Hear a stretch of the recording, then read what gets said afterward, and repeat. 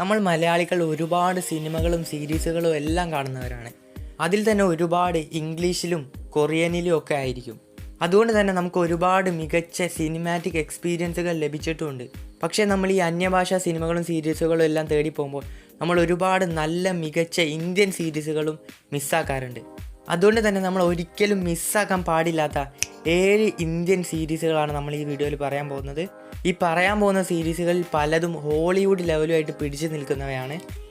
പലതും നമ്മളെ ത്രില്ലടിപ്പിച്ച് ആ ഒരു ലെവലിലെത്തിക്കും. പിന്നെ ഇത് വെറും IMDb റേറ്റിംഗ് മാത്രം നോക്കിയിട്ട് ഉണ്ടാക്കിയതല്ല, ജെന്യുവൻ ആയിട്ടുള്ള ഒരു ലിസ്റ്റാണ്. അപ്പോൾ നമുക്ക് സമയം കളയാതെ നേരെ വീഡിയോയിലോട്ട് പോകാം. ഫാമിലി മാൻ. ശ്രീകാന്ത് തിവാരി എന്നൊരു മിഡിൽ ക്ലാസ് മാൻ ഒരു സീക്രട്ട് ഇൻ്റലിജൻറ്റ് ഓഫീസറായിട്ടാണ് വർക്ക് ചെയ്യുന്നത്. അദ്ദേഹത്തിൻ്റെ ഫാമിലിയെയും ആ തിരക്ക് പിടിച്ച ജോലിയെയും ബാലൻസ് ചെയ്ത് കൊണ്ടുപോകുന്നതാണ് സീരീസിൻ്റെ പ്ലോട്ട് കേൾക്കാൻ വലിയ രസമൊന്നുമില്ലെങ്കിലും സംഭവം അടിപൊളിയാണ്. ഈ സീരീസ് ഉണ്ടാക്കിയത് രാജാൻ DK എന്ന് പറഞ്ഞ ടീമാണ്. നമ്മുടെ ഫർസി സീരീസൊക്കെ ഉണ്ടാക്കിയത് ഇതേ ടീം തന്നെയാണ്. അവരുണ്ടാക്കിയതിൽ വെച്ച് ഏറ്റവും മികച്ച ഒരു സീരീസ് തന്നെയാണ് ഫാമിലി മാൻ. ആമസോൺ പ്രൈമിലൂടെ 2019 ഇതിൻ്റെ ആദ്യ സീരീസ് പുറത്തു വന്നത്. ആദ്യ സീരീസിൽ 10 എപ്പിസോഡും രണ്ടാമത്തെ സീരീസിൽ 9 എപ്പിസോഡും ആണുള്ളത്. ഇതിൽ ശ്രീകാന്ത് തിവാരി എന്ന മെയിൻ റോളിൽ വരുന്നത് മനോജ് ബജ്പേയാണ്. അതേപോലെ അദ്ദേഹത്തിൻ്റെ ഭാര്യയും നമ്മുടെ മലയാളത്തിലെ താരമായ പ്രിയ മനോജും അതേപോലെ നീരജ് മാധവൻ എന്നിവരൊക്കെ ഈ സീരീസിലുണ്ട്. ഒരു 30 മിനിറ്റ് മുതൽ 50 മിനിറ്റ് വരെയാണ് ഓരോ എപ്പിസോഡിൻ്റെ ലെങ്ത്ത് വരുന്നത്. ഒരു spy action thriller black comedy ജനറിൽ വരുന്ന ഈ സീരീസ് ഒരു മസ്റ്റ് വാച്ച് സീരീസ് തന്നെയാണ്. 1000 Babies. ശരിക്കും പറഞ്ഞാൽ ഈ ഒരു സീരീസ് ഈ ഒരു ലിസ്റ്റിൽ ഉൾപ്പെടുത്തണമെന്ന് ഞാൻ വിചാരിച്ചിട്ടേ ഇല്ലായിരുന്നു. പക്ഷേ ഈ ഒരു സീരീസ് കണ്ടു കഴിഞ്ഞപ്പോൾ എനിക്ക് മനസ്സിലായി, മലയാളത്തിൽ ഇത്രയും നല്ലൊരു സീരീസ് ഇറങ്ങിയിട്ട് ഇത് നമ്മളാരും കാണാതെ പോകരുതെന്ന്.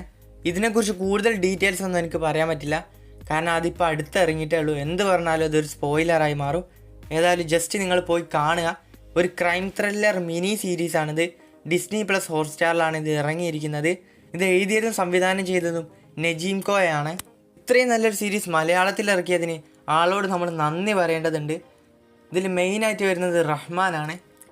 നമ്മൾ കഴിഞ്ഞ വീഡിയോയിലും കൂടി റഹ്മാനെ കുറിച്ച് പറഞ്ഞപ്പോൾ റഹ്മാൻ്റെ നല്ലൊരു കംബാക്ക് പ്രതീക്ഷിക്കുന്നു എന്ന് പറഞ്ഞിരുന്നു. ഏതായാലും പറഞ്ഞതുപോലെ തന്നെ ഇതിലും മികച്ചൊരു കംബാക്ക് റഹ്മാൻ ഇനി വരാനേ ഇല്ല. അത്രയും നല്ല പെർഫോമൻസാണ് റഹ്മാൻ ഈ ഒരു സീരീസിൽ കാഴ്ചവെച്ചത്. ആകെ ഒരൊറ്റ സീസൺ മാത്രമേ ഇറങ്ങിയിട്ടുള്ളൂ. ആ ഒറ്റ സീസണിൽ 7 എപ്പിസോഡ് വെച്ചാണുള്ളത്. ഓരോ എപ്പിസോഡ് ഒരു 38 മിനിറ്റ് മുതൽ 55 മിനിറ്റ് വരെ ഉള്ളൂ. അതുകൊണ്ട് ഒരു ചെറിയൊരു മിനി സീരീസ് തന്നെയാണിത്. നമ്മളിതിൻ്റെ കാസ്റ്റിലോട്ടൊക്കെ നോക്കുകയാണെങ്കിൽ പറയത്തക്ക വേണം ആരും തന്നെ ഇല്ല. മെയിനായിട്ട് റഹ്മാൻ തന്നെ ഉള്ളൂ.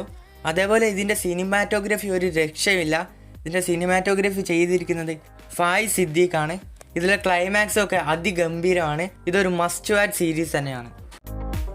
11 പാസ്റ്റിനെയും ഫ്യൂച്ചറിനെയും ബന്ധിപ്പിക്കുന്ന റേഡിയോയും അതുമായി ബന്ധപ്പെട്ടുള്ള ട്വിസ്റ്റുകളും എല്ലാം നിറഞ്ഞ ഒരു യുണീക്ക് പ്ലോട്ടുള്ള ഒരു ഫാൻറ്റസി ത്രില്ലർ സീരീസാണ് 11. 2016 പുറത്തിറങ്ങിയ സിഗ്നൽ എന്ന കൊറിയൻ സീരീസുമായി ഈ സീരീസിന് നല്ല ബന്ധമുണ്ട്. ഇതിലെ കാസ്റ്റിലോട്ട് നോക്കുകയാണെങ്കിൽ ഇതിൽ ACP ആയിട്ട് കൃതിക കർമ്മ, അതേപോലെ നമ്മുടെ കിൽ എന്ന സിനിമയിലെ വില്ലനായ രാഘവ് ജുവൽ എന്നിവരൊക്കെ ഉണ്ട്. ഇതിൻ്റെ ആകെ ഒരു സീസൺ മാത്രമേ പുറത്ത് വന്നിട്ടുള്ളൂ. ആ ഒരു സീസണിൽ 8 എപ്പിസോഡ് മാത്രമേ ഉള്ളൂ. അതുകൊണ്ട് തന്നെ ഒരുപാട് എപ്പിസോഡുകളൊന്നും ഇല്ലാത്തൊരു സീരീസാണ് നിങ്ങൾ നോക്കുന്നതെങ്കിൽ ഈ ഒരു സീരീസ് നിങ്ങൾക്ക് കണ്ടു നോക്കാവുന്നതാണ്.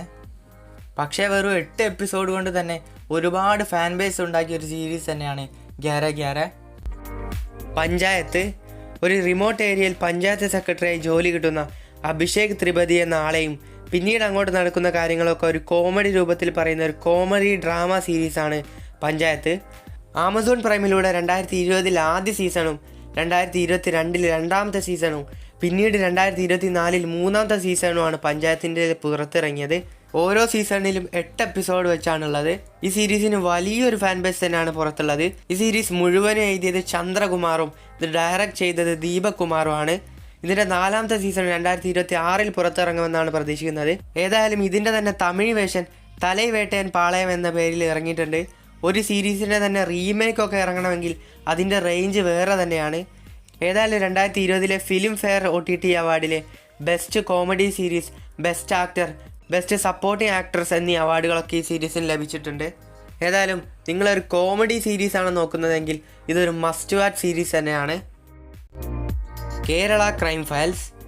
ഈ ഒരു മലയാളം സീരീസ് കാണാത്തവരായിട്ട് കുറേ ആളുകൾ ഇപ്പോഴും ഉണ്ട്. ഇത് കാണാത്തവർക്ക് അത്രയും വലിയൊരു നഷ്ടം തന്നെയാണെന്ന് ഞാൻ പറയും. നമ്മുടെ അജു വർഗീസാണ് ഇതിലെ മെയിൻ റോളിൽ വരുന്നത്.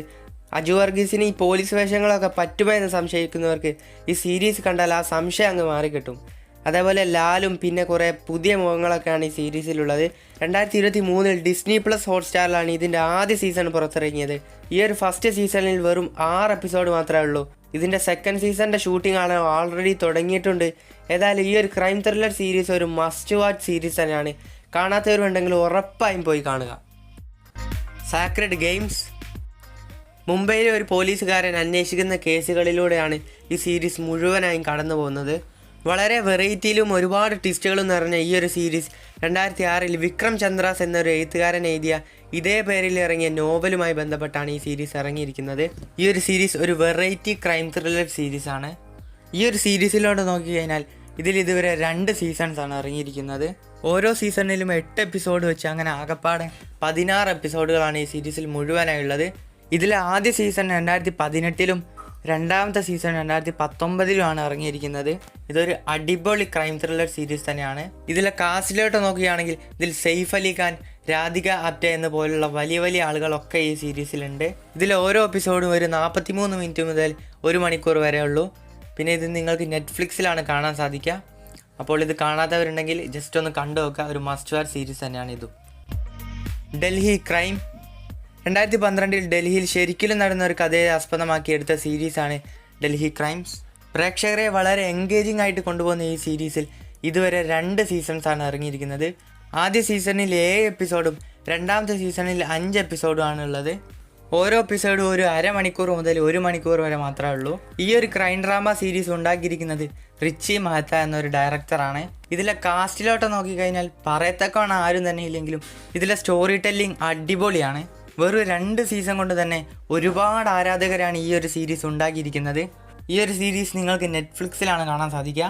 കാണാത്തവരുണ്ടെങ്കിൽ ഉറപ്പായും പോയി കാണുക. സോ ഗൈസ്, ഇതൊക്കെയാണ് നമ്മുടെ 7 മസ്റ്റ് വാച്ച് ഇന്ത്യൻ സീരീസുകൾ. ഇനിയും ഒരുപാട് ഇതേപോലെ സീരീസുകളുണ്ട്. എല്ലാം കൂടി ഒരു വീഡിയോയിൽ ഉൾപ്പെടുത്താൻ പറ്റാത്തതുകൊണ്ടാണ്. കൂടുതൽ ആളുകളിലോട്ട് എത്താത്ത കുറച്ച് സീരീസാണിത്. അപ്പോൾ അടുത്ത വീഡിയോയിൽ വരുന്നവരെ ഗുഡ് ബൈ ഗൈസ്.